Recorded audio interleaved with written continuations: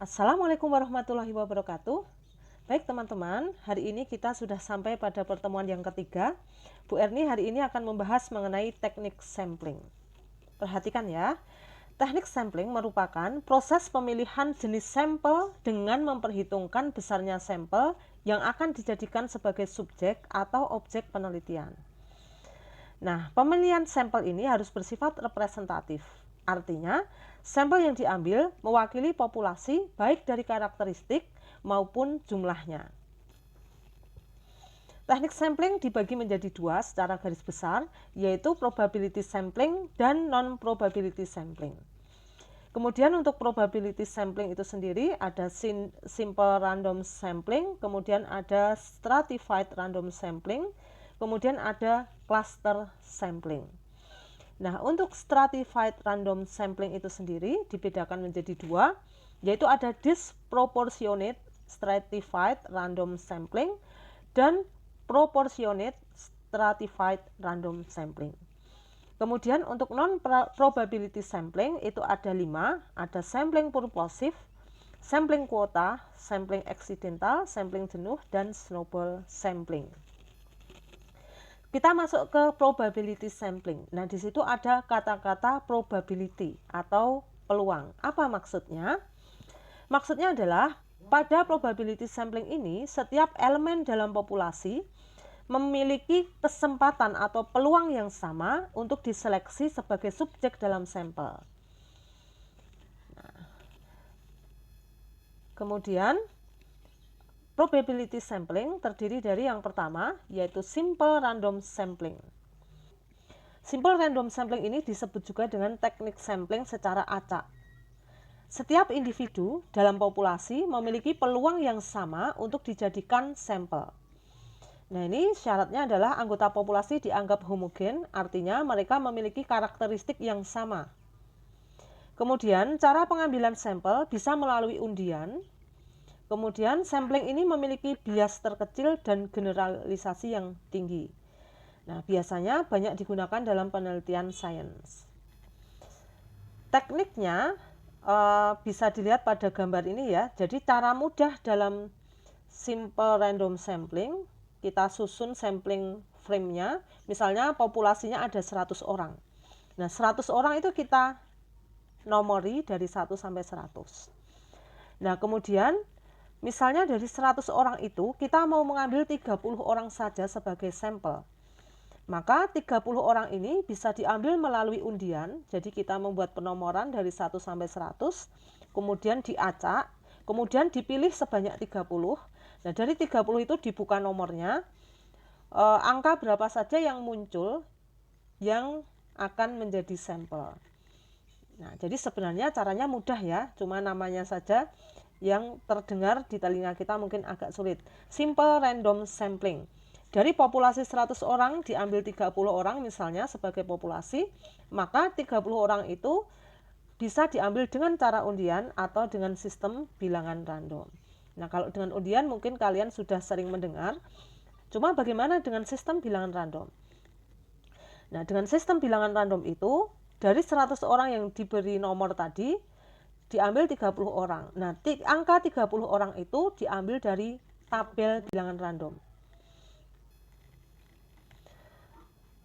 Simple random sampling dengan cara undian, yaitu dengan cara memberikan nomor-nomor pada seluruh anggota populasi, lalu secara acak dipilih nomor-nomor sesuai dengan banyaknya jumlah sampel yang dibutuhkan. Nah, tadi sudah dijelaskan. Kemudian sekarang apa yang dimaksud dengan simple random sampling menggunakan tabel bilangan random?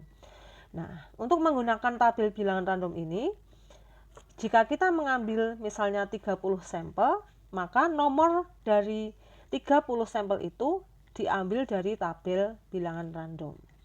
Jadi tidak dengan undian, tetapi dilihat dari tabelnya.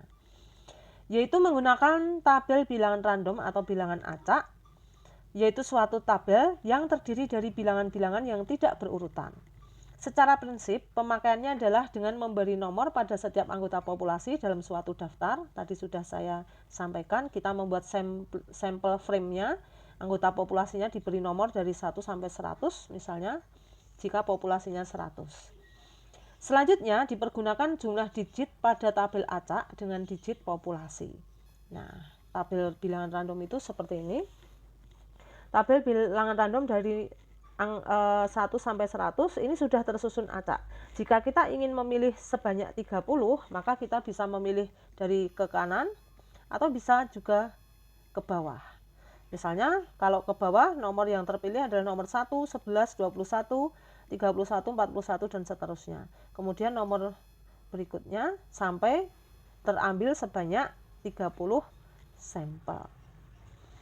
Nah, tabel bilangan random itu juga bisa kita buat sendiri dengan cara kita bangkitkan dengan aplikasi Microsoft Word, dengan Microsoft Excel.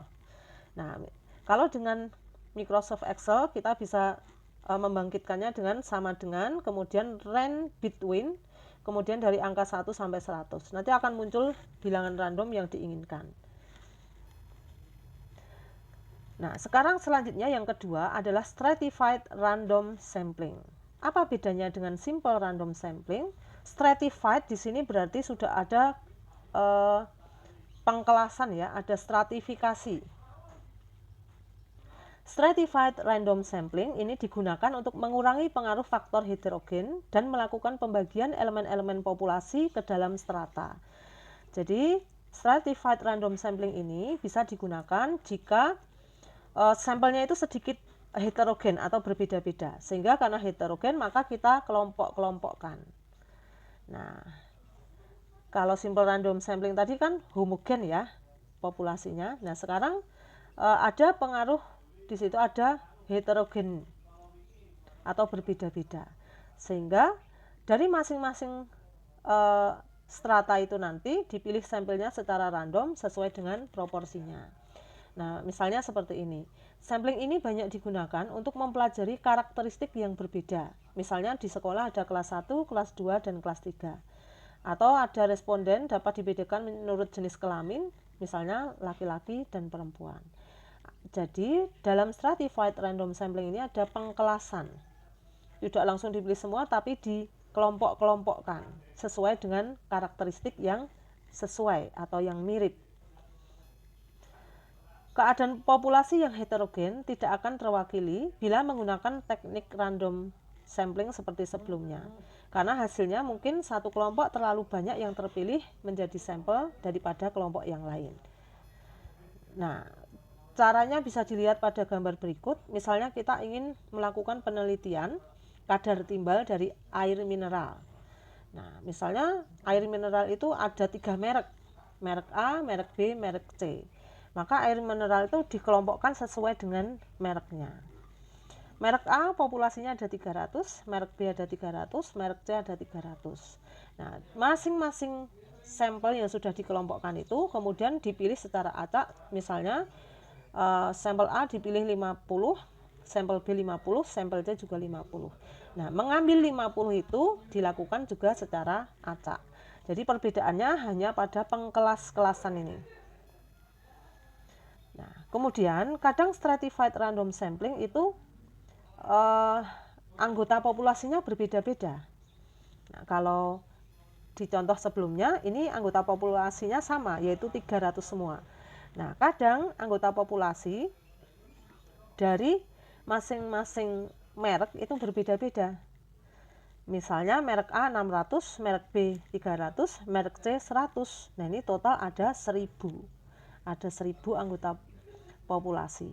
Nah, kalau kita mengambil dari masing-masing merek itu sama jumlahnya, misalnya A50, B50, C50, maka itu kurang representatif. Maka kita harus membuat proporsinya, persentasenya. Merek A berapa persen ya? Nah, 600 per 1000. 1000 itu adalah jumlah semua anggota populasi. Jadi ada 60%. Kemudian merek B 300 per 1000 kali 100%, jadi ada 30%. Merek C ini ada 10%. Nah, kemudian dari persentase yang diperoleh, misalnya kita ingin mengambil sampel, total yang ingin kita ambil adalah 60. Maka persentase ini masing-masing dikalikan dengan 60. Nah, ini misalnya sampel 60 buah, maka 60% kali 60 yaitu 36, 30% kali 60 18, kemudian 10% kali 60 itu 6. Nah, di sini total sampelnya yaitu 60. Kemudian sekarang cluster sampling. Apa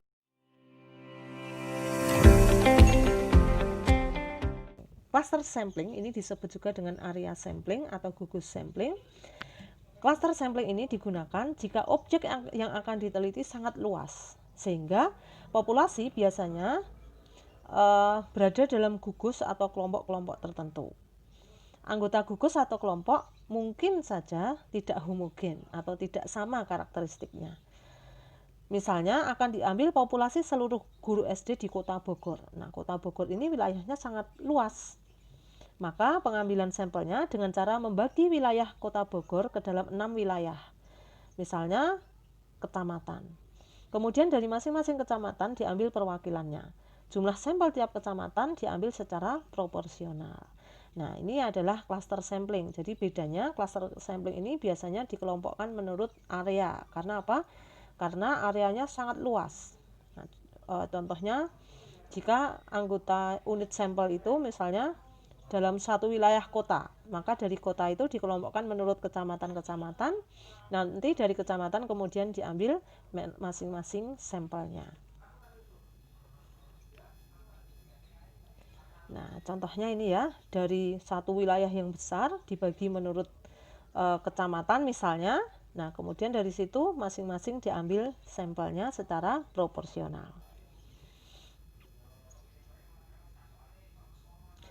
Nah, berikutnya adalah sampling sistematis. Nah, di sini ada kata-kata sistematis. Nah, berarti pengambilan sampelnya dilakukan secara sistematis, ada sistemnya, tidak acak. Nah, misalnya seperti ini. Teknik sampling berdasarkan urutan dari anggota populasi yang telah diberi nomor urut. Nah, jadi anggota populasinya tadi diberi nomor urut seperti simple random sampling tadi ya. Nah, diberi nomor urut. Kemudian setelah itu anggota sampel dapat diambil dari populasi yang homogen pada jenis interval waktu, ruang dengan urutan yang seragam. Nah, contoh sederhananya seperti ini. Misalnya jika ada 100 guru, kemudian diberi nomor urut dari 1 sampai 100.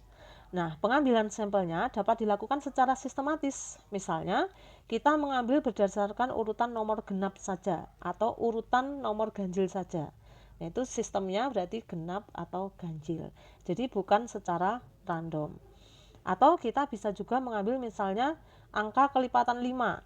Berarti yang diambil adalah sampel nomor 5, nomor 10, nomor 15, nomor 20, dan seterusnya. Nah, itu disebut dengan sampling sistematis. Nah, kemudian untuk non-probability sampling ini menjadi tugas kalian ya. Nanti mekanisme tugasnya bisa dilihat di Google Classroom. Mudah-mudahan penjelasan ini bermanfaat. Terima kasih. Wassalamualaikum warahmatullahi wabarakatuh.